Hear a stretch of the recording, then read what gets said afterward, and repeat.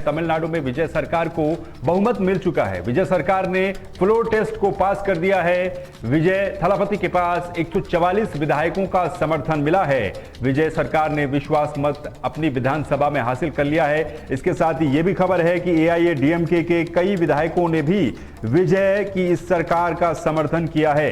एआईएडीएमके के कई विधायकों का समर्थन विजय को मिला है, जिसके चलते फ्लोर टेस्ट में यह आंकड़ा 144 विधायकों तक जा पहुंचा। आपको बता दें कि टीवी के जिसकी सरकार है, सिंगल लार्जेस्ट पार्टी है 107 सीटों के साथ, उनकी सरकार बनी। 117 मैजिकल फिगर चाहिए होता है, लेकिन आज जब फ्लोर टेस्ट हुआ तो फ्लोर टेस्ट विजय सरकार ने पास कर लिया है। 144 विधायकों का समर्थन विजय थलापति की सरकार को तमिलनाडु में मिला है। तो तमिलनाडु में मुख्यमंत्री पद की शपथ लेने के बाद विजय थलापति के सामने, या फिर यूं कह लें जोसेफ विजय के सामने, ये पहली बड़ी चुनौती फ्लोर टेस्ट को लेकर के थी। जिस पहली बड़ी चुनौती को विजय थलापति ने पार कर लिया है, फ्लोर टेस्ट पास कर लिया है, और विश्वास मत तमिलनाडु में विजय सरकार को प्राप्त हो चुका है।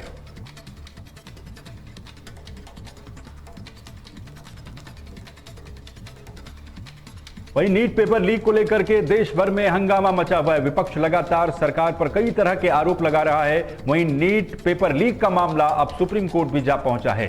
आपको जानकारी दे दें कि federation of all India medical association यानी कि FAIMA ने सुप्रीम कोर्ट में एक महत्वपूर्ण याचिका दाखिल की है। इस याचिका में नेशनल टेस्टिंग एजेंसी यानी कि NTA, जो नीट यूजी का एग्जाम कंडक्ट करती है, इसके 2026 के आयोजन में व्यवस्थित विफलता, सिस्टमेटिक फेलियर का आरोप लगाया गया है। याचिका की कुछ मुख्य मांगे हैं, वो आपको बता देते हैं। NTA का पुनर्गठन या फिर इसका प्रतिस्थापन किया जाए, ये याचिका में कहा गया है। याचिका में यह मांग की गई है कि केंद्र सरकार NTA यानी कि नेशनल टेस्टिंग एजेंसी को भंग करके उसके स्थान पर एक अधिक मजबूत, तकनीकी रूप से उन्नत और स्वायत्त निकाय की स्थापना करें, जिसका एक सजेशन NEIC यानी कि नेशनल एंट्रेंस एग्जामिनेशन काउंसिल का दिया गया है। इसका गठन किया जाए, यह मांग याचिका में सुप्रीम कोर्ट में की गई है।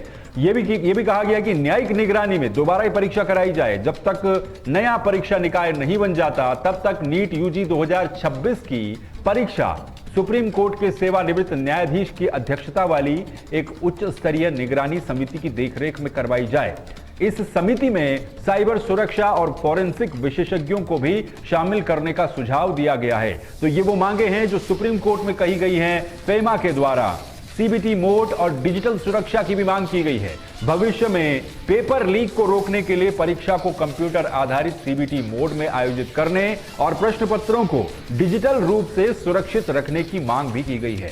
CBI से स्टेटस रिपोर्ट भी FEMA ने मांगी है। FEMA ने मांग की है कि सुप्रीम कोर्ट CBI को निर्देश दे कि वो 4 हफ्ते के भीतर जांच की स्टेटस रिपोर्ट पेश करे।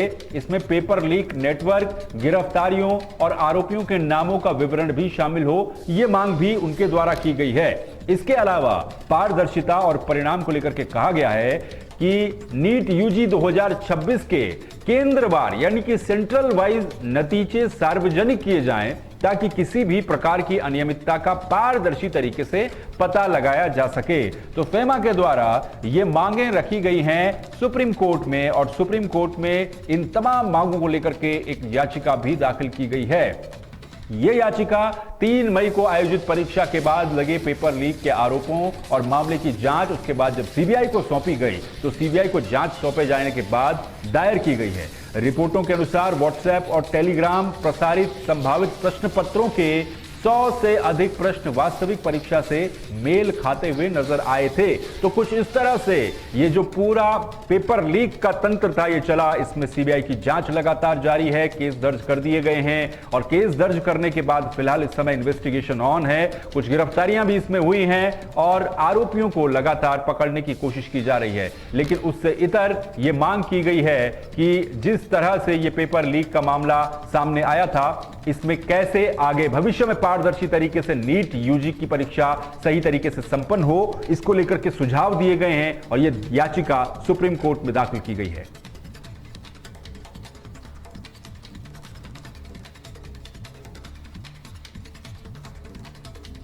वहीं उत्तर प्रदेश से आज के दिन की सबसे बड़ी खबर के बारे में बात कर लेते हैं।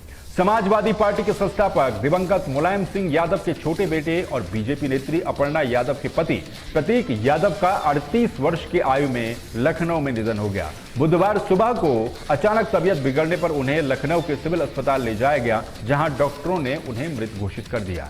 इस मामले में लगातार इस समय जांच जारी है। बयान एक के बाद एक लगातार सामने आ रहे हैं। सुबह 5 बजे तबीयत बिगड़ती है, 5:55 पर सिविल अस्पताल पहुंचाया जाता है और 6 बजे यानी कि 5 मिनट के बाद ही अस्पताल में प्रतीक यादव को मृत घोषित कर दिया जाता है। 6:10 पर पुलिस को इसकी सूचना दी जाती है। 6:20 पर सिविल अस्पताल में पुलिस पहुंचती है और 7:30 पर यानी कि 7:30 बजे शव को केजीएमयू लाया गया, जहां पर प्रतीक यादव का पोस्टमार्टम हुआ और पोस्टमार्टम के वक्त अखिलेश यादव भी मौजूद थे। अखिलेश यादव भी पहुंचे और अखिलेश यादव का बयान भी सामने आया है। अखिलेश यादव का कहना है कि यह दुखद बात है कि प्रतीक हमारे बीच में नहीं है।